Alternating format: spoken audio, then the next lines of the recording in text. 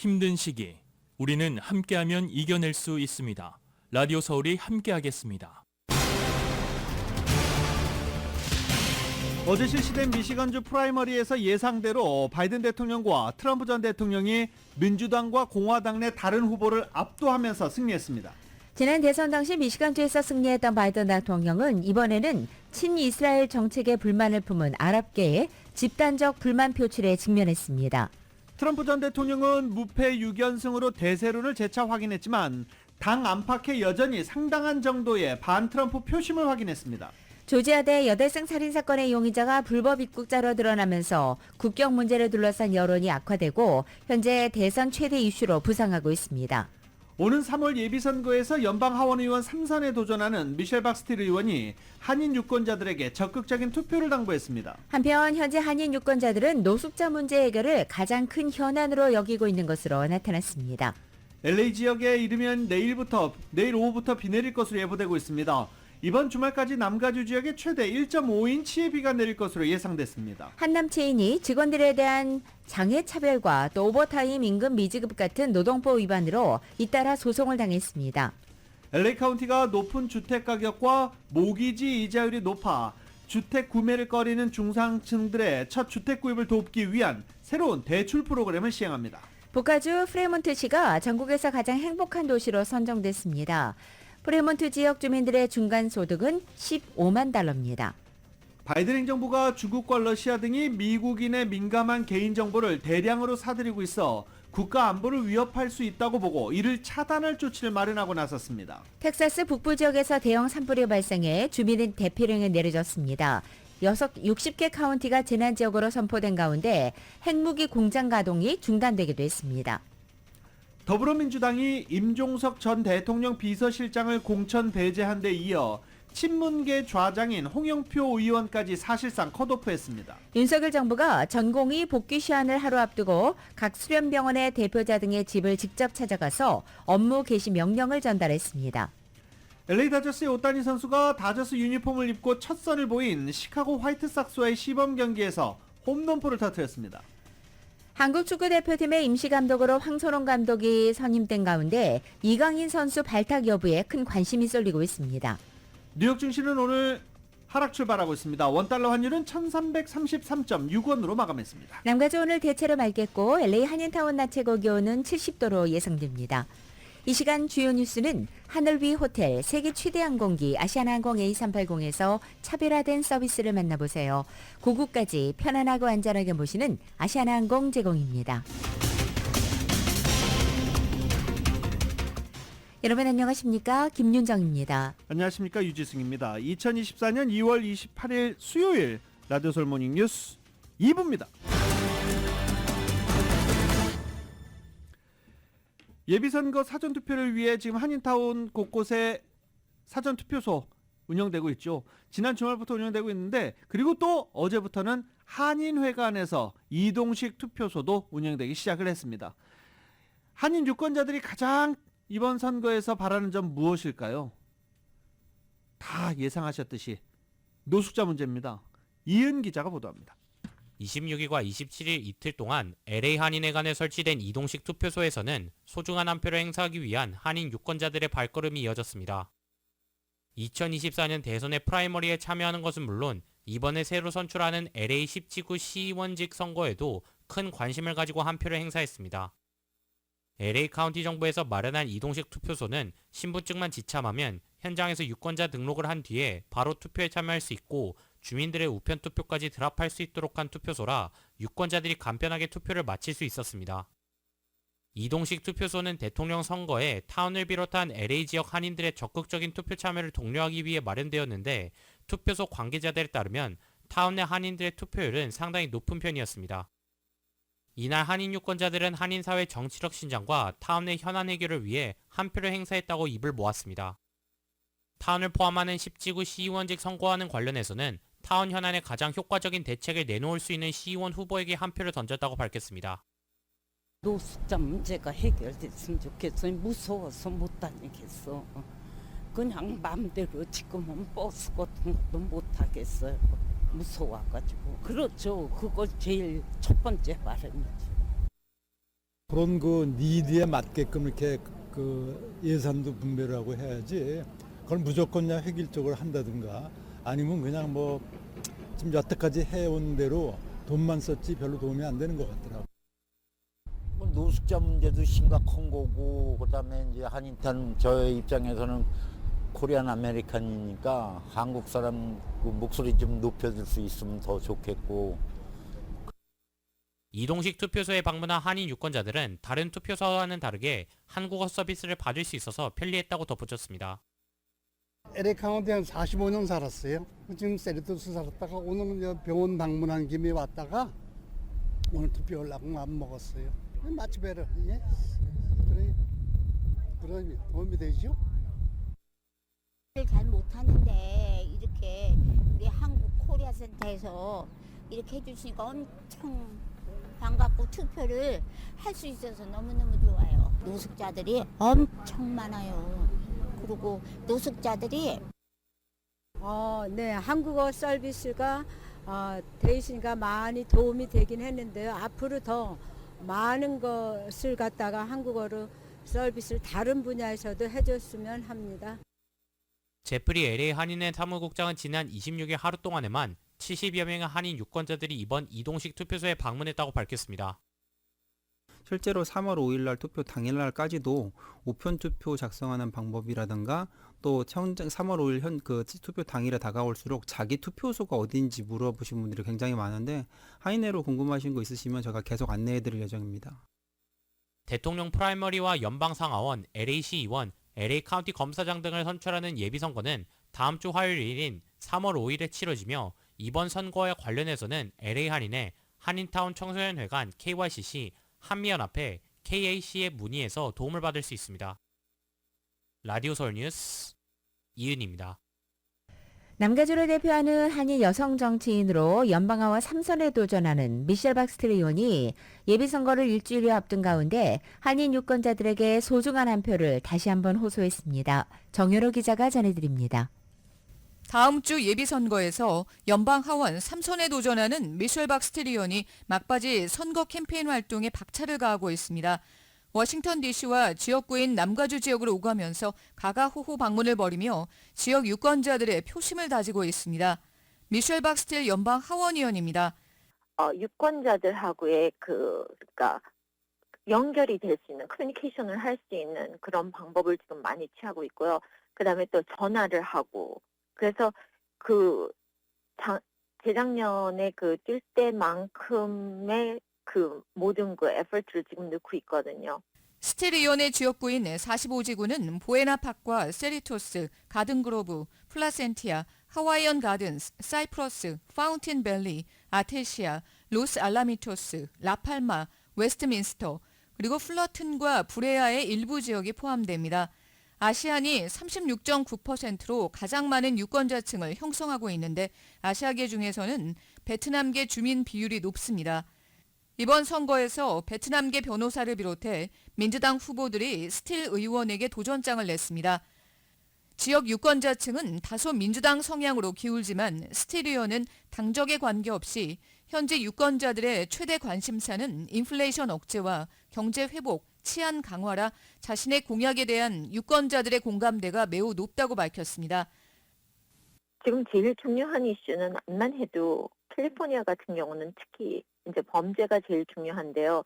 범죄율을 낮추기 위해서는 이 캘리포니아 스테이트뿐만 아니고 연방, 캘리포니아 로컬 law enforcement들 그러니까 경찰들이 같이 연결을 해서 일을 해야 되거든요. 그래서 법안을 한다든지 그래서 그거를 알려드리고 있고요.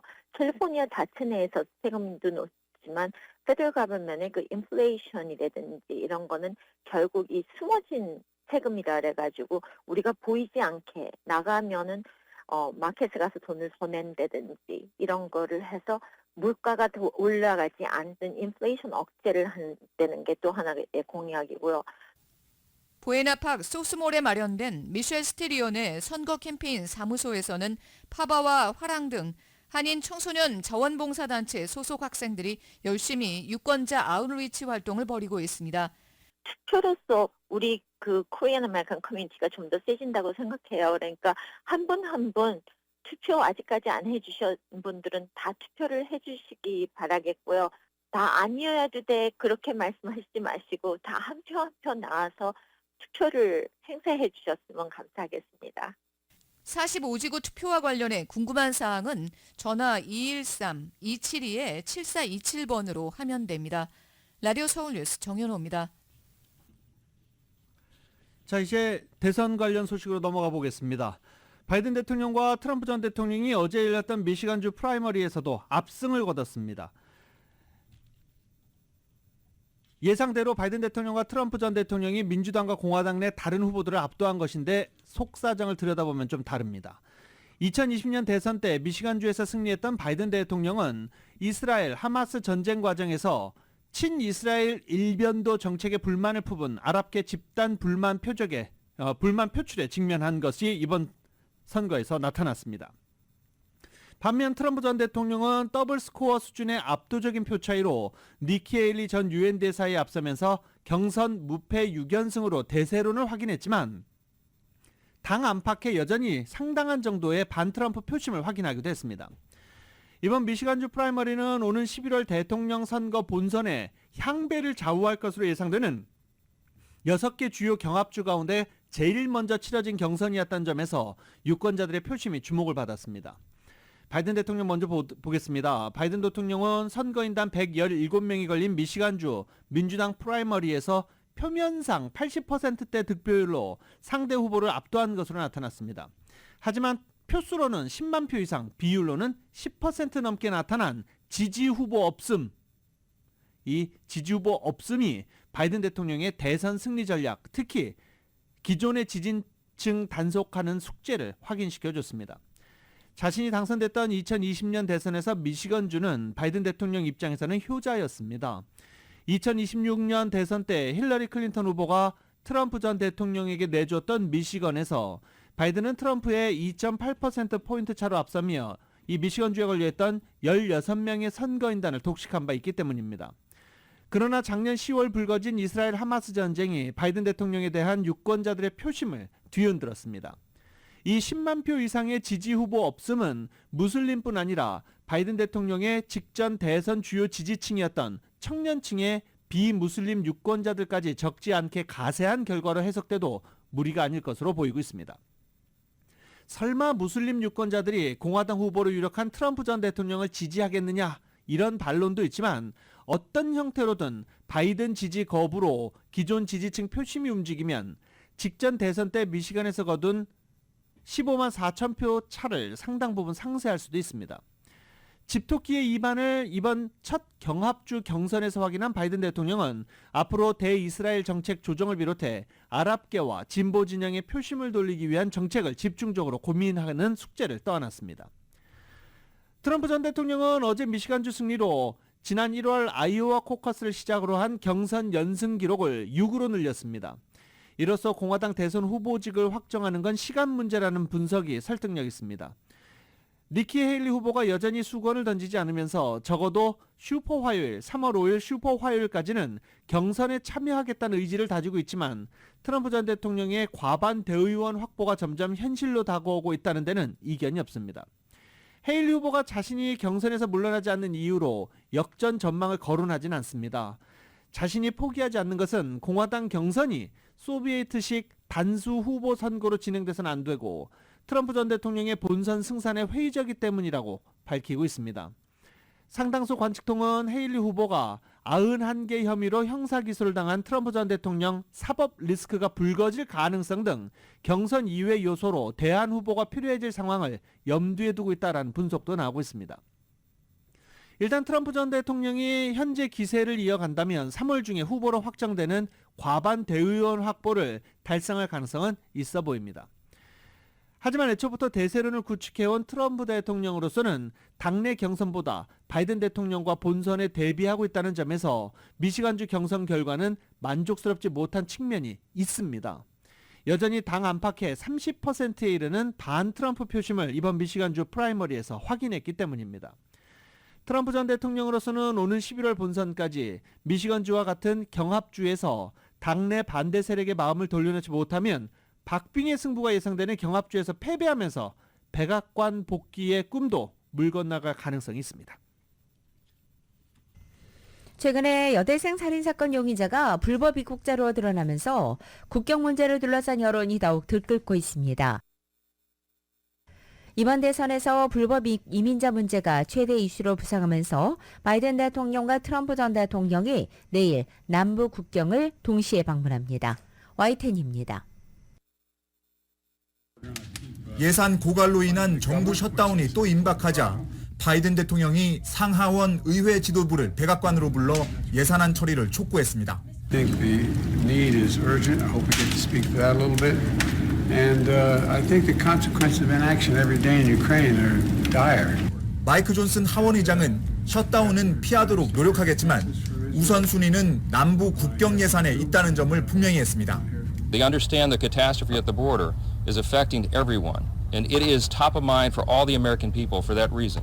So I brought that issue up repeatedly today in that room and again one-on-one with the president. 최근 조지아대 여대생 살인 사건도 국경 문제에 대한 여론을 악화시키고 있습니다. 아침 조깅을 하던 22살 여대생을 베네수엘라 불법 입국자가 살해한 것으로 드러난 겁니다. He lives here in Athens, but is not a U.S. citizen. He has been charged with the following: malice murder, felony murder. 국경 문제가 미 대선 최대 이슈로 부상하자 바이든 대통령과 트럼프 전 대통령이 나란히 텍사스 국경 방문에 나서기로 했습니다. 트럼프는 재집권하면 곧바로 국경을 봉쇄해버리겠다고 예고했고 바이든도 행정명령으로 강화된 국경 정책을 내놓을 것으로 알려졌습니다. 최근 여론조사에서 유권자들은 미국이 직면한 문제 가운데 이민 문제를 1순위로 꼽았고 불법 이민자 문제가 심각하다고 답한 유권자 수도 역대 최대를 기록했습니다. 미국 유권자들이 경제보다 국경 문제를 더 큰 문제로 인식하면서 이번 대선에서 불법 이민자 문제를 둘러싼 정책 대결이 치열할 것으로 전망됩니다. 워싱턴에서 YTN 권중입니다.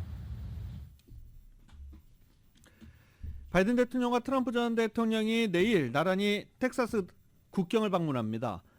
미국 국민이 정부 운영이나 경제보다 불법 이주민 문제를 더 우려하는 것으로 나타난 상황에서 국경을 방문하는 겁니다.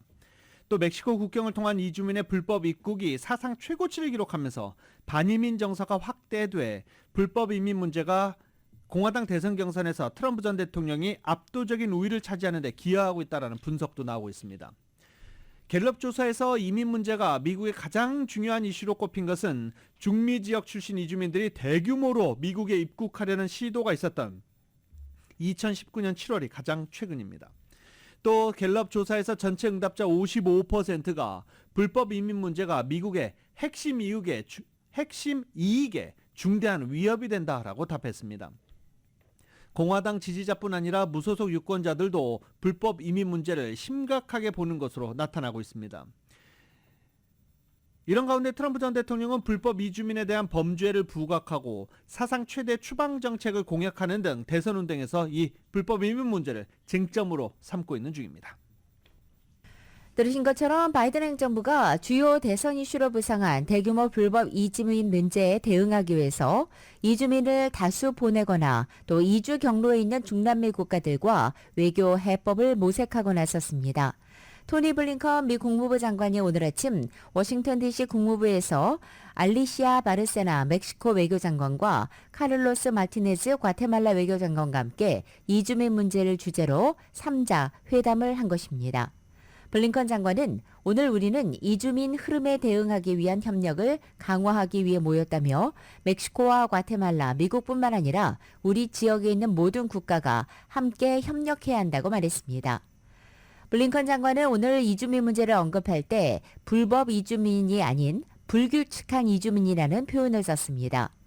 유럽과 유럽연합 EU는 비자 등의 서류가 없이 입국해도 행정규칙을 어기는 것이지 형사범죄가 아니며 사람 자체가 불법이라는 의미를 내포한다는 이유로 불법 대신 불규칙한 또는 미등록이라는 표현을 장려하고 있습니다.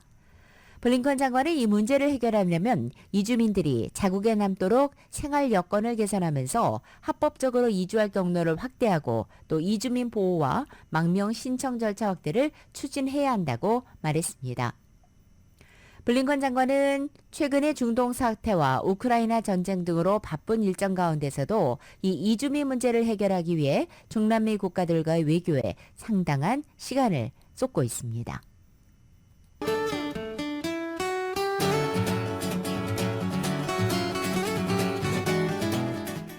2월 28일 수요일 남가주의 날씨입니다. 오늘 하루 남가주 지역 대체로 맑은 날씨에 낮 기온도 3도에서 6도가량 높아져서 이번 주 중에 가장 포근하겠습니다. 목요일인 내일은 아침 한때 곳곳에 이슬비 지나는 곳 있겠고 내일은 낮 기온이 4, 5도가량 떨어져서 다시 평년 기온을 밑돌기 시작합니다. 그리고 금요일부터는 남가주 전 지역은 본격적인 폭풍의 영향권에 들게 됩니다. 이번에 찾아오는 폭풍은 금요일 오후부터 토요일, 일요일 오전까지 이어지겠고 대부분 지역의 낮 최고 기온은 60도 초반에 머물며 쌀쌀하겠습니다.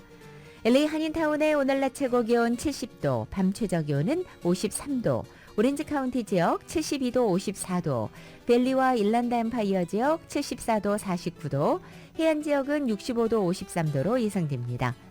한국은 오늘 전국이 흐리고 곳곳에 빗방울 떨어지겠습니다. 서울의 오늘 아침 최저 기온이 21도, 낮 최고 기온은 49도로 예상됩니다.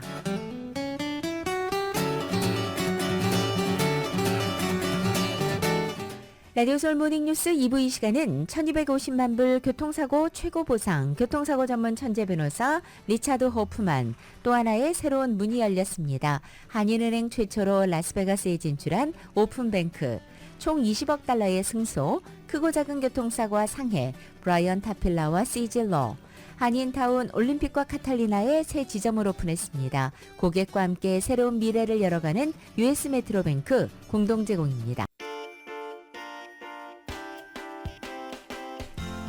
라디오 서울 모닝뉴스 2부 이 시각 현재 프리웨이 교통 상황입니다. 60번 웨스트 방향입니다. 71번 사우스로 연결되는 지점 이중 추돌 사고 있습니다. 210번 이스트 방향에서 산타아니타 에비뉴와 만나는 지점에도 이중 추돌 사고 있습니다. 134번 웨스트 방향입니다. 브랜드 블루바드와 만나는 지점 4중 추돌 사고 있습니다. 참고하시고 안전운전하시기 바랍니다.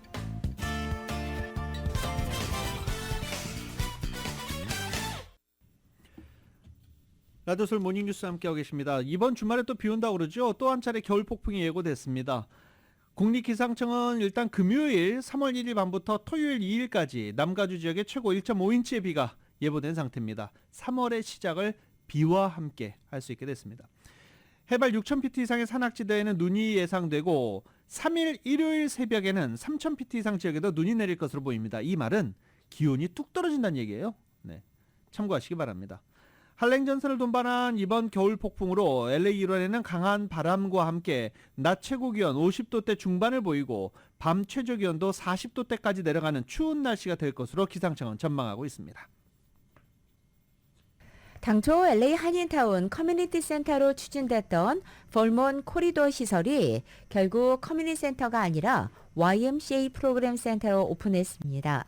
LA 카운티 정부 건물 내에 들어선 이곳은 지난 2016년 한인사회의 노력으로 카운티 슈퍼바이저 위원회의 만장일치 승인을 얻어서 커뮤니티 센터로 개발 허가를 받았습니다. 하지만 현재 한인사회가 공식적으로 운영에 관여하지 못하는 YMCA 단독 운영 프로그램 센터로 개관하게 된 것입니다.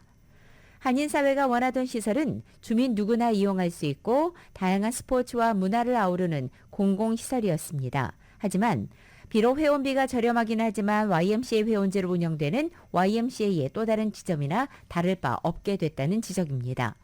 어제 YMCA는 벌먼 에비뉴 선상에 4가와 5가 사이에 위치한 저소득층 시니어 아파트 건물 1층에 들어선 YMCA 프로그램 센터에서 그랜드 오프닝 행사를 개최했습니다. 이 건물은 LA 카운티 정부가 벌몬 선상 4가부터 6가 정부 소유 3개 부지를 재개발하는 벌몬트 코리도어 일환으로 지어졌습니다. 1층의 별도 시설 개발은 지난 2016년 본래 원안에는 없었습니다. 하지만 한인사회의 노력으로 결국 LA 카운티 슈퍼바이저 위원회가 이 건물 1층 12,500스퀘어핏 공간에 커뮤니티 설득센터 건립안을 정식으로 채택했고 그 전부터 한인사회는 녹지와 공공여가시설이 매우 부족한 한인타운에 주민 누구나 이용할 수 있는 커뮤니티 센터를 수건한 바 있었습니다. 하지만 운영권에 문제가 있었습니다. 한 관계자에 따르면 카운티 정부가 운영을 맡길 단체를 찾고 있었는데 K-ARC 단체 소속 단체들이 공동 운영자로 이름을 올리자는 의견도 나왔고 또 카운티 정부 지침에 따라서 불가능한 것으로 나타났다는 것입니다. 카운티 정부는 커뮤니티 시설을 운영해서 본 경험을 가진 단체를 우선시한 가운데 한인타운 청소년회관 KYCC가 가장 적임 단체로 떠올랐지만 K-ARC 내부적으로 합의를 보지 못했고 시간이 흘러가던 중에 자체적으로 타임라인이 있던 카운티 정부는 이 운영기관을 결국 YMCA로 선정해 버린 것입니다. 한미 자유무역협정 발효 12주년을 맞아 그간의 성과를 돌아보는 행사가 LA에서 열립니다. LA 총영사관은 오렌지 카운티 플러튼 커뮤니티 센터에서 특별 컨퍼런스를 개최한다고 밝혔습니다. LA가 아니네요. 네. 오렌지 카운티 플러튼 커뮤니티 센터입니다. 총영사관은 2012년 한미 FTA 발효 이후 경제 성과를 점검하고 FTA를 활용한 성공 사례를 전파하기 위해 한미 관세 무역 연구 포럼 등 한인 무역 유관단체와 미 중소기업청 등 유관기관과 함께 이번 행사를 마련했다고 설명했습니다. 이 자리에는 한미 FTA 이행을 관장하는 양국의 정부 인사를 비롯해 양국의 주요 기업 관계자 등 300여 명이 참석할 예정입니다. 전문가들은 한미 FTA와 함께 공급망의 지정학적 변화, 인공지능 AI 기술의 영향, 물류 산업의 현황 등 다양한 주제를 다룰 계획입니다. 노조 설립을 둘러싸고 직원들과 갈등을 빚었던 한남체인이 노조 결성을 막을 수 있었지만 직원들에 대한 장애차별과 부당해고 그리고 오버타임과 규정된 임금 미지급 같은 노동법 위반 혐의로 잇따라 소송을 당했습니다. 어제 LA 카운티 수피리어 코트 법원 소송 자료에 따르면 한남체인 올림픽 매장에서 근무 중에 부상을 당한 전 직원이 회사로부터 장애차별과 부당해고를 당했다면서 지난해 9월 소장을 접수해서 수백만 달러의 배상을 요구했습니다. 그리고 이어 12월에는 또 다른 직원이 한남체인 근무 중 오버타임과 최저임금 등을 제대로 받지 못했다면서 노동법 위반 집단 소송을 제기한 것으로 확인된 것입니다. 원고 측에 따르면 집단 소송에 참여할 수 있는 한남체인 모든 매장에서 일하는 직원은 최소 75명이고 이직한 직원까지 포함할 때 그 숫자는 더 많을 수 있다고 추정했습니다. 이에 대해서 어제 한남체인의 한 관계자는 요즘처럼 노동법이 엄격하게 적용되는 시기에 회사는 보다 철저하게 직원의 기록을 관리하고 있다면서 지난해 무산됐었던 노조 설립과 관련한 일부 직원들의 의도적인 소송으로 보인다라고 밝혔습니다. 돈으로 행복을 살 수 없다면 돈이 부족한 겁니다. 북가주의 프리먼트시가 전국에서 가장 행복한 도시로 꼽혔는데 여러 가지 이유가 있겠죠? 보도국 뉴스룸 연결해 봅니다. 27일 월레터비 공개한 조사 결과에 따르면 북가주의 도시 프리몬트가 전국에서 가장 행복한 도시로 꼽혔습니다. 뒤를 이어서 산호세가 3위, 어바인이 5위, 샌프란시스코가 7위에 올랐습니다. 실리콘밸리에 포함되는 프리몬트가 전국에서 가장 행복한 도시로 선정된 것은 주민들의 전반적인 소득이 높다는 데에서 찾아볼 수 있습니다. 프리몬트의 주민 80%가 연소득 7만 5천 달러 이상으로 나타나 전국에서 연소득 7만 5천 달러 이상을 버는 주민 비율이 가장 많은 도시로 나타났습니다. 프리몬트 지역 주민들의 중간 연소득은 15만 달러가 약간 넘습니다. 또 프리몬트 지역 주민들의 이혼율이나 별거율이 전국에서 가장 낮은 것으로 나타났습니다. 월렛허비 조사한 행복을 위한 기준을 보면 건강한 신체와 긍정적인 마인드, 재정적인 여유, 일에 대한 만족도, 사회적으로 풍부한 인맥 등이 포함됩니다. 라디오 서울 보도국 뉴스룸입니다. 연방 무료 학자금 보조 신청서 팹사 정보 제공 지연 사태로 최근에 뉴욕 주립대 같은 일부 대학이 입학 결정 마감일을 연기한 가운데 연방교육부가 새로운 해결 조치를 발표했습니다. 해당 계획의 목표는 대학이 팹사 정보를 더 간단하고 빠르게 처리할 수 있도록 돕는 것입니다. 먼저 교육부는 대학이 학생들이 받을 재정 지원 금액을 계산하는 방법을 업데이트합니다. 이 업데이트된 방식을 통해서 대학들은 오는 3월 교육부로부터 팹사 데이터를 받은 후 비교적 빠른 처리를 통해서 학생들에게 최종 재정 지원 제안을 제공할 수 있게 될 전망입니다. 교육부는 대학과 또 학자금 대출 서비스 업체와 협력해서 이 업데이트를 며칠 안에 시행할 예정입니다. 다음으로는 다음 주부터 교육부는 팹사 관련 자원이 부족한 대학에 연방학자금 지원 전문 인력을 배치하기 시작합니다. 인력 지원 대학은 8그랜트 수혜 대상, 학생 비율 등의 그 기준에 따라 선정됩니다. 텍사스주의 대형 산불이 덮쳐 걷잡을 수 없이 번지고 있습니다. 주민 대피령이 내려졌고 60개 카운티가 넘는 곳에 비상사태가 선포되기도 했습니다. 또 텍사스주에 있는 근처 핵무기 공장도 가동을 중단했다 다시 재가동됐습니다. YTN입니다. 소방차가 도로 양옆에 시뻘건 화염을 헤치며 달려가고 있습니다. 화염이 도로까지 덮치고 불꽃까지 튀면서 아슬아슬한 순간이 이어집니다. 산불로 인한 짙은 매연은 거대한 띠를 형성하며 하늘을 뒤덮었습니다. 현지 시간 26일 텍사스주 북부 페넨들에서 시작된 산불은 강한 바람을 타고 이미 서울 면적의 2배가량을 태운 뒤 계속 번지고 있습니다. We're in the tornado zone and fire zone here the last few years. And I'd call it climate change and global warming, but I'm not woke. It happens every year about this time. 주 당국은 일대를 재난지역으로 선포하고 비상대응에 들어갔습니다. 도로 곳곳도 폐쇄하고 일부 학교도 문을 닫았으며 주민들에게는 긴급 대피령을 내렸습니다. 산불이 번지면서 근처 핵무기 공장에도 비상이 걸렸습니다. 이 공장은 1991년까지 핵무기를 만들었고 이후 해체 작업을 하고 있는 곳으로 급히 가동을 중단하고 소방시설과 필수 인력만 남겨놓고 전원 대피시켰습니다. 미 국립기상청은 강풍과 낮은 습도 등 산불이 나기 좋은 환경인 요즘 중부의 여러 주에 화재 위험 경보를 내려놓은 상태여서 산불 피해 지역이 더 늘어날 것으로 보입니다. YTN 유재욱입니다.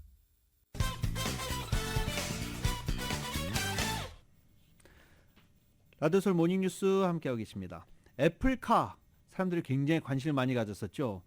애플이 자동차를 만드는데 집중적으로 투자를 하고 있다라고 해서 디자인 그리고 어떤 전기차가 나올지 관심을 많이 받았었습니다. 10년이나 연구했어요. 네. 포기했습니다. YTN입니다. 애플이 올해 선보이려 했던 자율주행 전기차 모델입니다. 애플은 10년간 공을 들여 자율주행 전기차를 개발해왔습니다.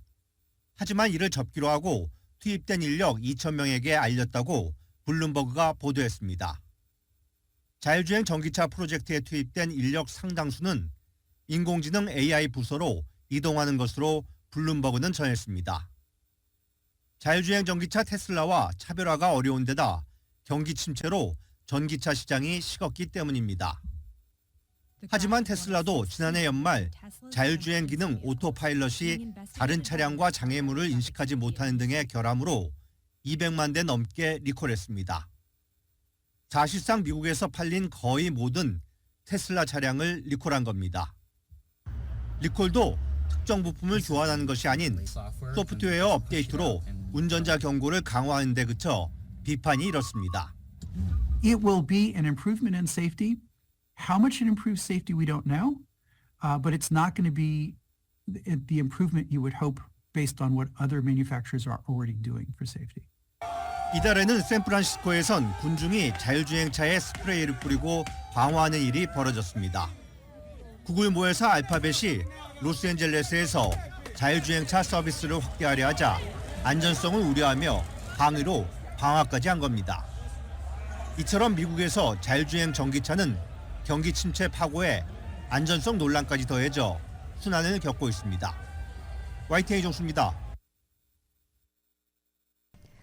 미국에서 미성년자의 소셜미디어 SNS 이용 규제 목소리가 고개를 들고 있습니다. 이런 가운데 플로리다 주의회가 16세 미만 미성년자의 소셜미디어 계정 보유를 금지하는 법안을 통과시켰습니다. 플로리다주 상하원은 어제 미성년자 온라인 보호법을 각각 통과시켜서 론 드센티스 주지사 앞으로 보낸 것입니다. 이 법은 드센티스 주지사가 거부권을 행사하지 않고 서명하면 곧 발효됩니다. 이 법은 소셜미디어가 계정 보유자의 나이를 확인해서 16세 미만 미성년자의 신규 계정 개설을 금지하고 기존의 이용자 가운데 16세 미만으로 보이는 계정은 폐쇄하도록 하는 내용이 담겨 있습니다.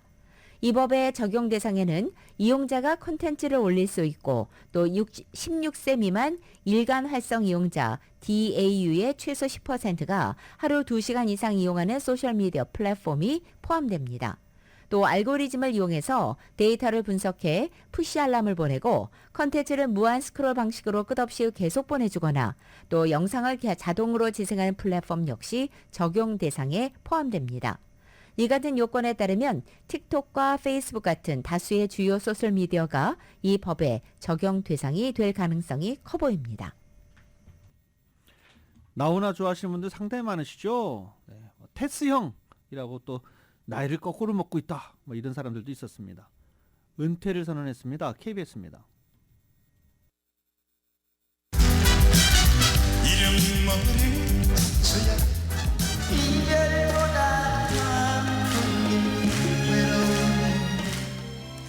가수 나훈아 씨가 돌연 은퇴를 암시하는 편지를 공개했습니다. 박수 칠 때 떠나라는 진리의 뜻을 따르고자 합니다. 고마웠습니다라는 마지막 인사말에 진심과 사랑 그리고 감사함을 모두 담았습니다. 그는 마이크를 내려놓는 게 이렇게 용기가 필요할 줄 미처 몰랐다며 은퇴를 결심한 심경도 밝혔습니다. 데뷔 58년, 1966년 혜성처럼 등장해 특유의 꺾는 창법과 힘있는 무대 매너로 무시로, 잡초 등 수많은 히트곡을 남기며 가요사에 큰 획을 그었습니다. 우리 가수들은 사실 여러분들에게 꿈을 파는 겁니다. 사랑의 이별이면 이별인 대로 이런 것들을 노래를 불러서 여러분들에게 이제 마음을 흐뭇하게 하고. 2006년 데뷔 40주년 공연을 끝으로 활동을 중단하면서 각종 루머에 시달리는 굴곡을 겪기도 했습니다. 11년 만에 새 앨범을 내놓은 그는 전 공연 매진 신화를 이어갔고 2000년 테스형, 지난해 기장 갈매기를 발표하며 다시 한번 나훈아 열풍을 만들었습니다. 젊은이들 사이에서 이름을 갖다가 기억하게 하는 강한 인지도를 구축하게 한 거로 봐서는 노년돌이라고 표현할 수 있고 그런 가수가 흔하지 않죠.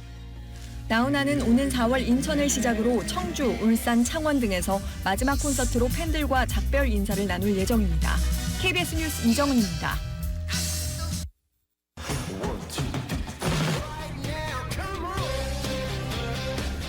라디오솔 모닝뉴스 스포츠 소식입니다. 스포츠 소식은 전문가가 추천하는 이민법과 가정법 전문 제인정 종합법률사무소 제공입니다. 자, 어제 LA 레이커스와 LA 클리퍼스는 경기 없었습니다. NBA 경기 없었는데 오늘 경기 있습니다. LA 레이커스와 LA 클리퍼스가 오늘 맞대결을 펼치게 됩니다. LA 클리퍼스는 내년 시즌이면 이제 홈구장을 옮기기 때문에 이 크립토닷컴 아레나에서 두 팀 뭐 한 지붕 두 가족 이런 얘기하는 거 올해가 마지막입니다. 그렇기 때문에 이 두 팀 간에 오늘 맞대결이 예정돼 있습니다. 미국 프로야구에 진출한 바람의 손자 이정우 선수가 시범 경기 데뷔전에서 올스타 투수를 상대로 첫 안타를 신고했습니다. 그리고 7억 달러 사나이 오타니 선수도 LA 다저스 시범 경기에 처음으로 나서서 어제 투런 홈런을 날렸습니다. YTN의 보도입니다. 바람의 손자 이정후가 방망이를 날카롭게 돌립니다. 시애틀의 지난해 올스타전 투수 커비의 세 번째 공을 공략해 1루 옆을 빠져나가는 안타를 만들어냅니다.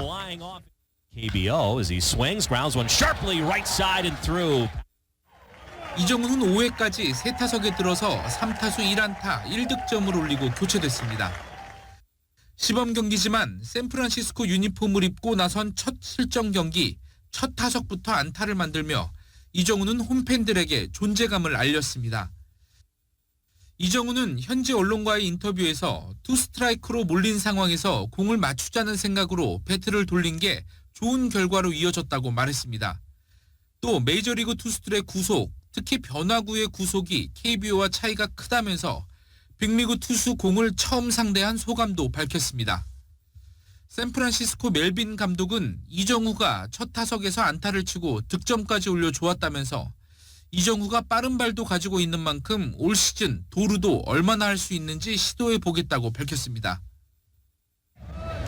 7억 달러의 사나이 LA 다저스 오타니도 시범 경기에 처음 나서 화끈한 홈런포를 신고했습니다. 시카고 화이트삭스의 투수 레온과 풀카운트 대결을 펼치던 오타니는 바깥쪽 빠른 공을 밀어쳐 외야 관중석으로 보냈습니다. 지난해 팔꿈치 수술로 올해는 타자로만 전념하기로 한 오타니는 시범 경기 첫 경기부터 홈런을 터뜨리며 올 시즌 대활약을 예고했습니다. YTN 양시창입니다.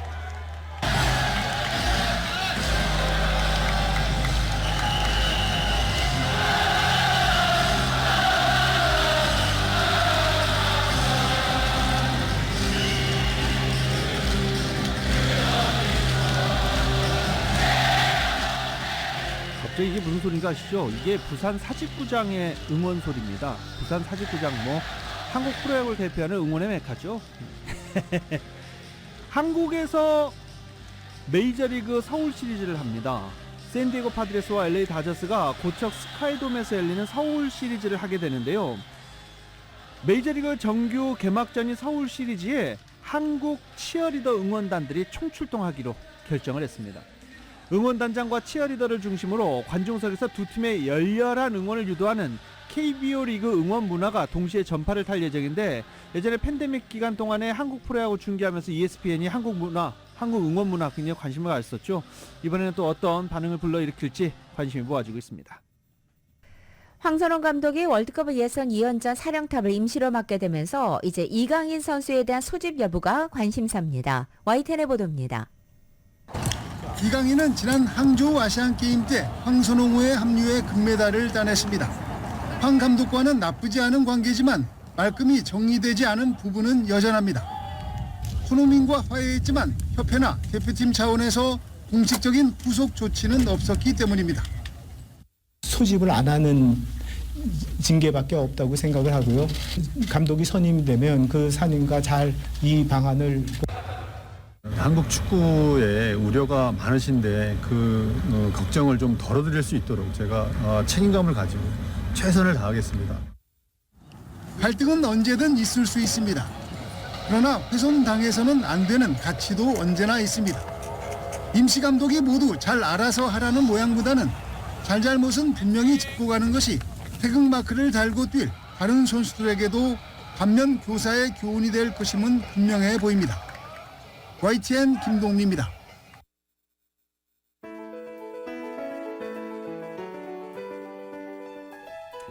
(2024년 2월 28일) 수요일에 전해드린 라디오솔 모닝뉴스 여기서 마치겠습니다. 지금까지 진행의 유지승, 김윤정이었습니다. 라디오솔 모닝뉴스 2부 이 시간은 1250만 불 교통사고 최고 보상, 교통사고 전문 천재 변호사 리차드 호프만, 또 하나의 새로운 문이 열렸습니다. 한인은행 최초로 라스베가스에 진출한 오픈뱅크, 총 20억 달러의 승소, 크고 작은 교통사고와 상해, 브라이언 타필러와 시즐러, 한인타운 올림픽과 카탈리나에 새 지점을 오픈했습니다. 고객과 함께 새로운 미래를 열어가는 US 메트로뱅크 공동 제공이었습니다. 잠시 후 9시에는 강혜신의 오늘의 미국이 방송됩니다. 함께해 주신 여러분 고맙습니다.